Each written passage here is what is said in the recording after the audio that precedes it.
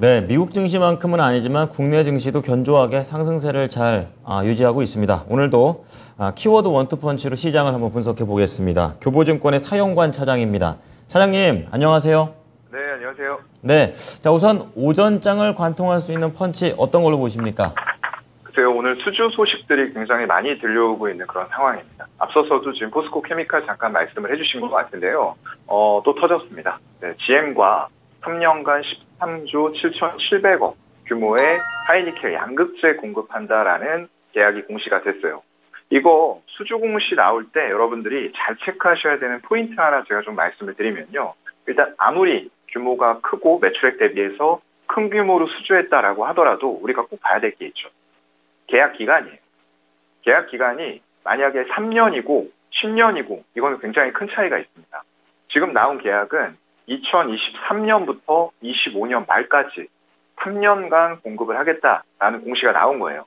그렇다고 하면 연간으로 따져봤을 때 한 4조 6천억 규모의 양극재가 공급이 되겠구나라고 우리가 추정을 해볼 수가 있는 거고요. 이걸 다시 바로 나눠주게 되면은 분기당 양극재 매출이 대략적으로 얼마가 나올 텐데 이거에서 수익성이 얼마가 되고 이런 밸류들을 계산해 볼 수 있는 바탕이 되는 거죠. 그래서 여러분들은 항상 그 수주 금액과 더불어서 기간을 잘 보시라. 이거 두 가지 꼭 챙겨서 보시라라고 수주 공시에 대해서 잠깐 팁을 드렸고요. 이게 일단은 지금 5월 달에도 8조 400억 규모의 양극재 공급 계약 공시가 있었습니다. 25년부터 8년간 공급하는 공시였는데 이 부분들은 이제 캐나다에 세운 GM과의 합작사 얼티엄캠이라고 하는데 이쪽이 연산 3만 톤 규모를 가지고 있어요. 그쪽에서 공급하는 거고요. 이번에는 지금 광양 공장 쪽에서 연산 한 6만 톤 정도가 되는데 그쪽에서 공급하는 공시가 또 나온 겁니다.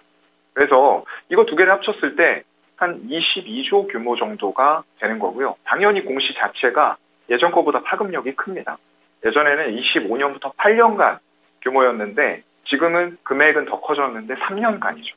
그만큼 항상 제가 말씀드리는 대로 2차 전지 관련된 전기차 보급률이 점점 더 가파르게 올라가고 있는 상황에서 친환경차에 대한 수요와 법적인 강제 부분들이 더 강해질 수밖에 없다라는 부분이에요. 그렇다고 하면 당연히 각사에서도 전부 다 내연기관차로 팔던 것들을 라인 전환해서 친환경차로 팔리는 속도들이 그리고 강도들이 더 지금보다 강해질 수밖에 없다라는 판단 때문에 2차 전지 바닥에서 많이 올랐지만 계속 말씀드리고 있는 이유가 저희 2차 전지 사랑이 그런 이유 때문이라고 보시면 될 것 같고요. 여러분들도 신규 진입 아직까지 이제 비싸다 하고 못 사신 분들이 있을 거예요. 근데 너무 배 아파하지 마시고요. 충분히 향후에도 이런 2차 전지 관련주들로 수익 낼 기회들은 저는 무궁무진하다라고 보여요. 그만큼 숫자도 확실하게 나올 수 있는 분야이기 때문에 좀 집중을 해주셨으면 좋겠고요. 일단 양극재가 배터리 원가에서 차지하는 비중이 40에서 50%까지 지금 알려져 있습니다.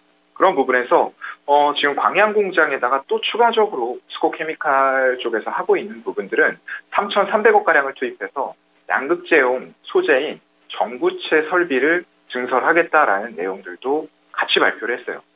이 양극재가 배터리 원가에서 많게는 50%까지 차지한다라고 말씀드렸는데 양극재 중에서도 가장 또 중요하게 많이 들어가는 원료가 전구체입니다. 원가의 60%를 차지하는 거죠. 그만큼 핵심 원료라고 중간 원료다라고 생각하시면 될 것 같고요. 지금 이게 3,300억으로 증설되는 규모가 연산으로 봤을 때는 한 4만 5천 톤 규모가 될 것 같아요.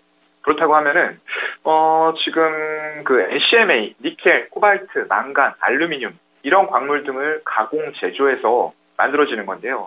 양극재의 성능이라던가 안정성을 획득하는 데 있어서 굉장히 전구체가 중요한 역할을 해주는 핵심 물질이다. 이 정도로 여러분들은 생각하시면 될 것 같고요. 지금은 중국의 의존도가 굉장히 높아요. 근데 이러한 부분들을 포스코 그룹 차원으로 봤을 때 포스코라는 또 광물 사업을 하고 있는, 철강 사업을 하고 있는 모기업이 있잖아요. 그렇다 보니까 그런 쪽들에서 니켈이라던가 최근에 이제 화두가 많이 되고 있는 리사이클링 관련주들 이런 것들로 관련해서 밸류체인을 활용하면서 원료 경쟁력을 극대화해 나갈 수 있다라는 장점이 또 그룹사 차원으로 생기게 될 것 같고요. 전구체 캐파가 올해에는 15,000톤에 그치고 있어요. 근데 이러한 부분들을 아까 말씀드렸던 증설이라던가 이런 것들 순차적으로 확보하면서 25년도에는 22만 톤 수준으로 확대가 될 것 같아요. 그렇다고 하면 지금 자체 생산 비율이 33%에 그치고 있는데 이게 25년도가 됐을 때에는 64% 이상의 자급자족할 수 있는 시스템을 갖추게 된다는 거죠.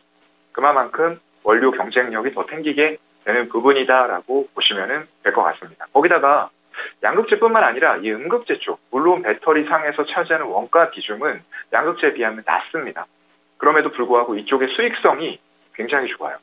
그런 관점에서 봤을 때 이 양극재라는 부분과 또한 배터리를 만드는 데 있어서 중요한 음극재 사업을 동시에 영위하고 있는 포스코 케미칼에는 하나만 하고 있는 업체들 대비해서 당연히 프리미엄 요인이 붙어야 될 것 같고요. 이번에 양극재의 의미 있는 수주들이 그 밸류를 높여줄 수 있는 확실한 요인들이 되지 않을까라고 봅니다. 네, 사장님의 2차 전지에 대한 관심이 물씬 느껴집니다. 또 수주 공시에 대한 포인트도 잘 봐야겠네요. 계약 기간, 1년당 얼마씩 버는지 중요하니까 잘 참고해 보겠습니다. 자, 그럼 오늘 장을 이길 수 있는 펀치로 넘어갈게요. 어디 보십니까? 네, 일단 오늘 장에서는 글쎄요, 중국이 지금 또 새로운 정책들을 계속 발표를 하고 있습니다. 그러면서 이제 폴리실리콘 가격을 규제하겠다라는 얘기를 또 하고 있는데요.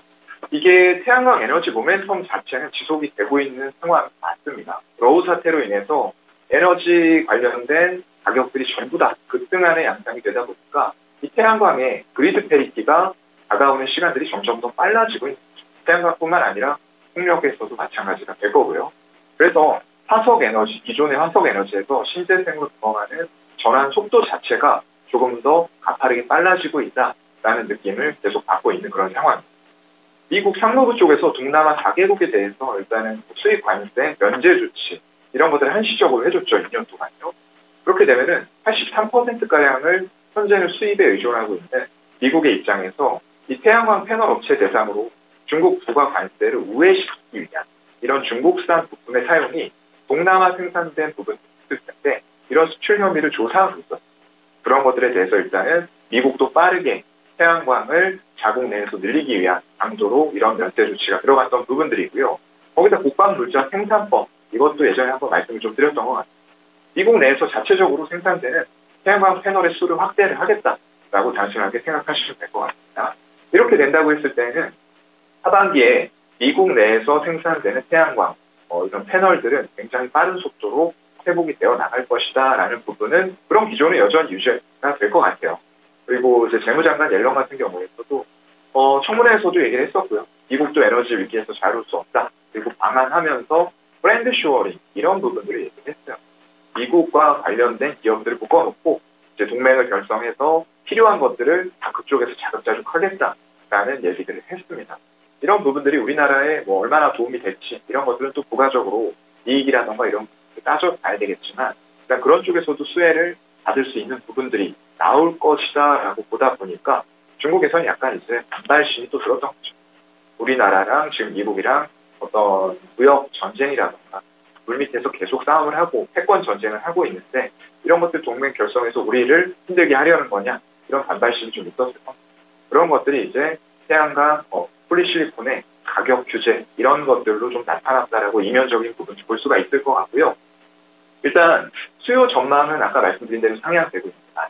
그렇다고 하면은 일단은 폴리실리콘 수급은 더욱더 타이트해질 수밖에 없는 환경들은 계속 지속이 되고 있다. 그래서 규제를 만약에 한다고 했을 때 실질적으로 할 수 있는 부분은 뭐 기업의 생산을 막는다 뭐 이런 부분들이 될 거예요. 하지만 그게 이제 현실적으로 쉬울까 가능할까라는 얘기들도 조금 들려오고 있는 상황이기 때문에 일단 시장 상황은 조금 더 지켜봐야 될 부분일 것 같고요.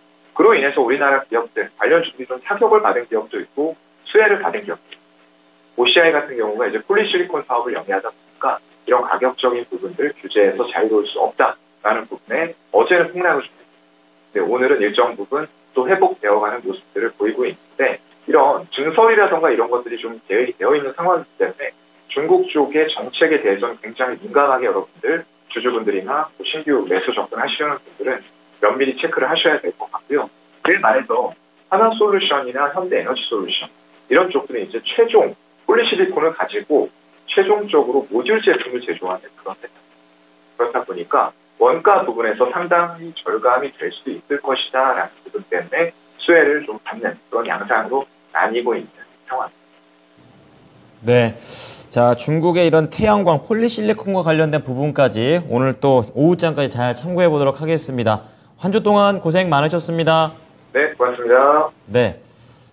자, 지금까지 교보증권 사영관 차장과 함께한 키워드 원투펀치였습니다.